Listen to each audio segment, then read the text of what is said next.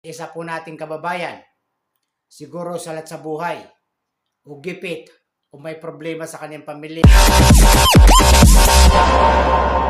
o sa kanyang trabaho, pero nagawa niyang mang-hold up ng isang pobreng kawawang Pakistanin taxi driver. This is army. Army? Yeah, this. Wait.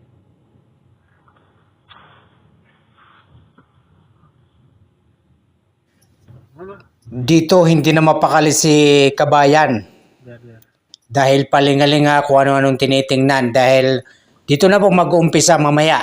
Panoorin lang natin mga kaibigan kung anong gagawin ni kaibigan.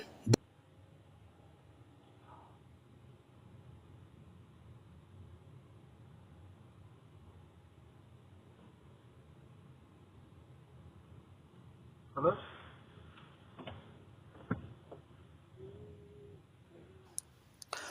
Kumukuha lang ng tsimpo talaga si kabayan. Kunwari may tinitingnan, kanina pa to. Dahil pag may balag, kung ano-anong hindi mapalagay, iyon Pakistani inaayos yung hidden camera. Pero itong Pilipino natin, kababayan, na hindi alam na may hidden camera pala ang taxi ng Pakistani na to. Nagkamali ka, kaibigan. Mabulok ka sa bilangguan. Bakit ginawa pa ito? Dito pa sa Saudi. Alam mong mahigpit ang bansang ito, pero nagkamali ka. Mamaya mga kaibigan, bubunutin na. Kunwari, ayun, nagsiselfone, may tatawagan. Hindi na mapakali dahil may masamang balak talaga. Kahit ano pang kagipitan na hinaharap mo sa buhay, kaibigan. Bakit nagawa mo ito? Bakit dito pa sa Saudi? Yes. Wait.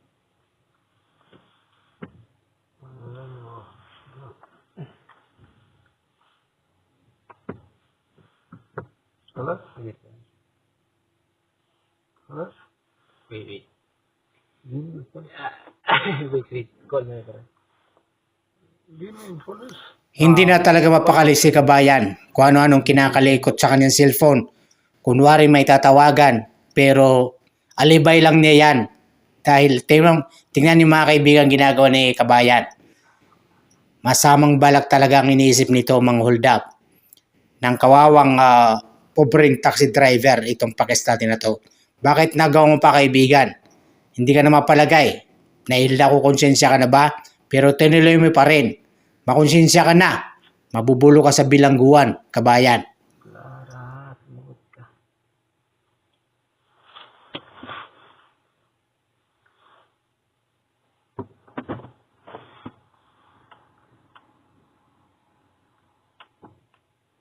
No money, you. Money. Wait.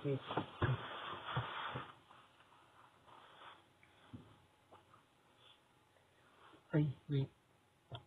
Masakit sa mata. Masakit daw sa mata ang ilaw ng hidden camera, sabi ni kaibigan. Dito na po mag-umpisa. Ayan na po. Tinutukan na po. Nakipagbuno na po si kaibigan o Pakistani sa kababayan natin Pilipino na hold upper dito sa Riyadh. Ayan na po. Kung napapansin nyo, ayan na po. Talagang pinipilit kunin yung bulsa, yung pera sa bulsa ng Pakistani. Yung kinita niya sa buong maghapon. Ayun, mapapansin niyo mga kaibigan, 9:24 ng gabi, Martes dito sa Riyadh. Ayan po mga kaibigan, kung napapansin niyo, nakipambuno ang Pakistani sa kababayan natin Pilipino na hold upper. Huwag niyo pong tularan itong kababayan natin. Nakitang-kita mo sa kamera ang pagmumuhan niya.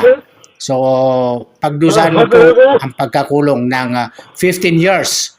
So, kawawa ang pamilya mo, kaibigan. Ayan po yung mukha niya. Ayan. Yan, nakuha na po.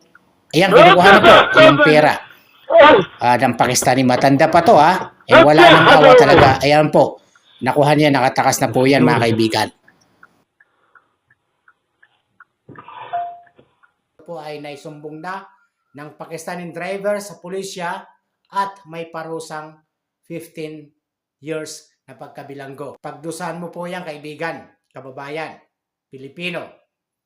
Dahil ginawa mo po yan, panindigan mo. Makukulong po kayo ng 15 years. At may parusa po yan.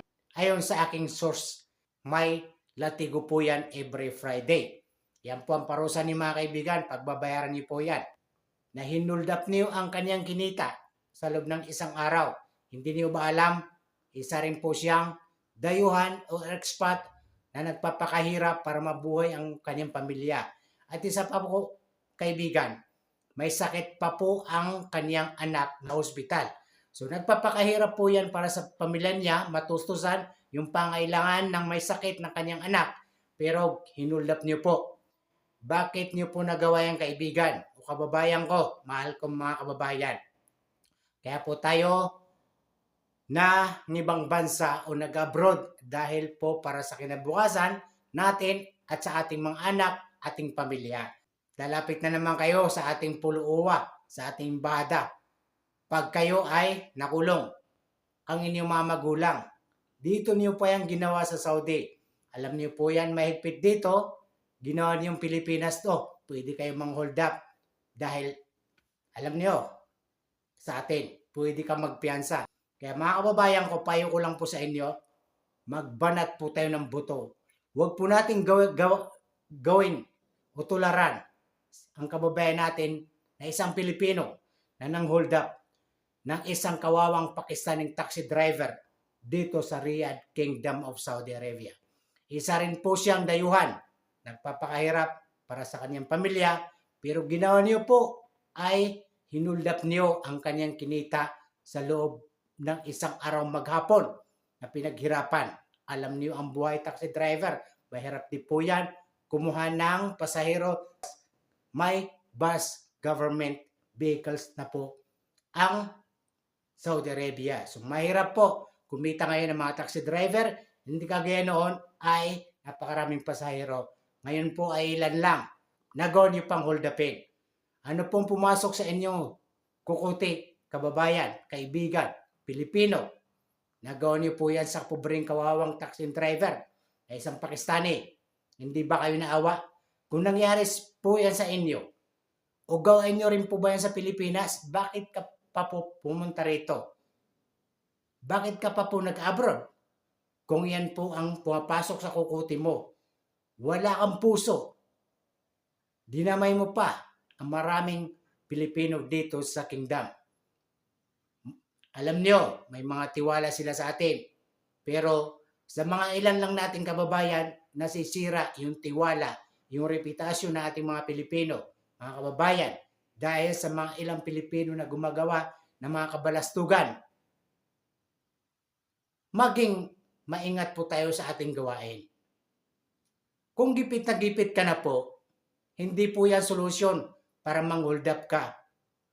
E paano kung napatay mo siya? Paano kung nasaksak mo siya? Mahirap yung kaibigan. May kapalit na buhay. Pag buhay ang kinuha mo, buhay rin ang kabayaran. Huwag niyo pong gawin yung ginagawa niyo sa Pilipinas, dadalhin niyo dito sa ibang bansa, maling-mali po ang inyong ginagawa. Payo ko lang po sa mga kababayang Pilipino, huwag po tayong gumawa ng katarantaduhan sa ibang bansa. Maging maayos naman po tayo makitungo. Huwag po tayong mang-hold up sa mga kababayan natin mga Pilipino riyan. Maging maingat po tayo. Pakishare po ang video na to.